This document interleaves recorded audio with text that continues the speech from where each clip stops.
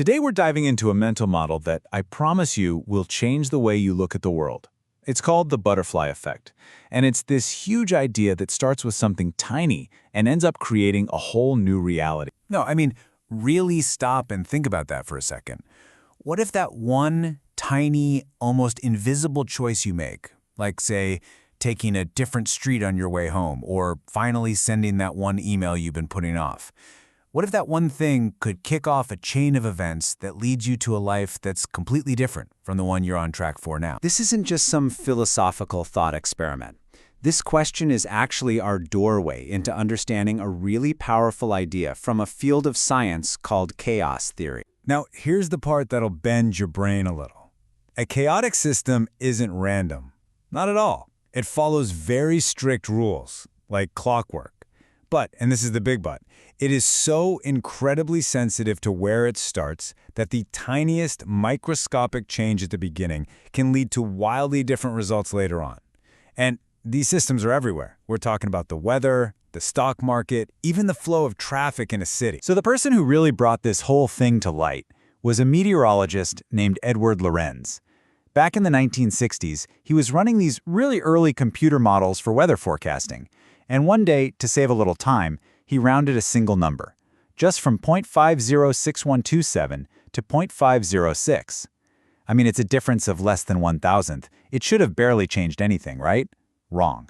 It didn't just tweak the forecast, it created a completely different weather system altogether. And that discovery, well, that's what led to one of the most famous, and honestly one of the most misunderstood metaphors in all of science. You've definitely heard of it, but maybe not quite in the way Lorenz actually meant it. This is the famous line. Lorenz posed this question at a conference. It's beautiful, right? It's so dramatic, and it's this exact image that pop culture just grabbed onto and completely ran away with. And this gets us right to the heart of the misconception. Most of us think the butterfly's wing flap causes the tornado. Like it pushes over the first domino, which knocks over the next, and so on, until you get a tornado. But that's not it. That's not what he meant at all. So let's clear this up. Because understanding what the butterfly effect really is, that's where this mental model goes from a cool, fun fact to a genuinely powerful tool for your life. Okay, look at this. The real meaning isn't about direct causation. It's about divergence. It means the world with the butterfly flap and the world without it are now two totally different futures. The butterfly didn't create the storm out of nothing, it just altered the initial conditions of the atmosphere just enough that the path of the future changed.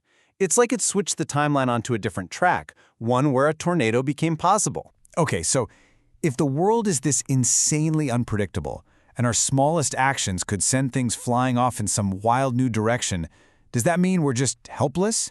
That making plans is totally pointless? No, absolutely not. In fact, understanding this chaos is the first step to becoming way more effective. And the secret to how we navigate all this, well, believe it or not, it can be found in this totally bizarre but true story about a city, a plague of venomous snakes, and a government plan that went horribly, horribly wrong. This brings us to the good stuff, your toolkit for uncertainty. And to really get how to use these tools and what happens when you don't, we have to tell that story about the Delhi Cobras. It's a perfect case study in what we call unintended consequences. So here are the 4 big ideas that let you work with this chaos instead of fighting it. But to see why that second step, see the consequences, is so incredibly important, let's look at what happens when it's completely ignored. The ecologist Garrett Hardin said it perfectly. You can never do just one thing. Every action has ripples. And the cobra story is proof. So the government in British Delhi had a cobra problem. Their solution? They offered cash for every dead cobra. Simple, right? The first-order consequence was great. People brought in dead cobras. But they didn't think about the second-order consequence. People started breeding cobras just to kill them and collect the money.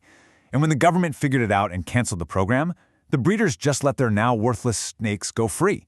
The cobra problem ended up being worse than when they started. So let's not make the same mistake. Here's how this toolkit works in your own life. First, you just accept that your 5-year plan is a guess, not a guarantee. Then, you learn to think like a chess player, always asking, and then what, about your decisions. Think about the consequences of the consequences. Third, you build skills that make you adaptable, so you can pivot when things inevitably change. And finally, you actively increase your luck surface area by meeting new people, reading new things, trying new stuff.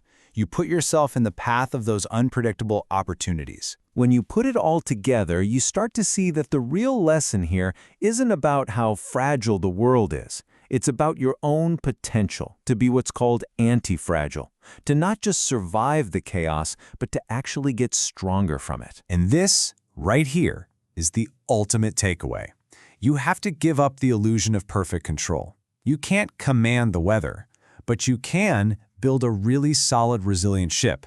The goal isn't to predict the future with perfect accuracy. It's to build your influence and your resilience in your career, in your life, so that you are ready and able to thrive no matter which future unfolds. So we started this with a question, and we're going to end with one. Now that you know that a single tiny action can set a whole new future in motion, what positive ripple are you going to start today? Drop your thoughts in the comments below. We'd love to hear them.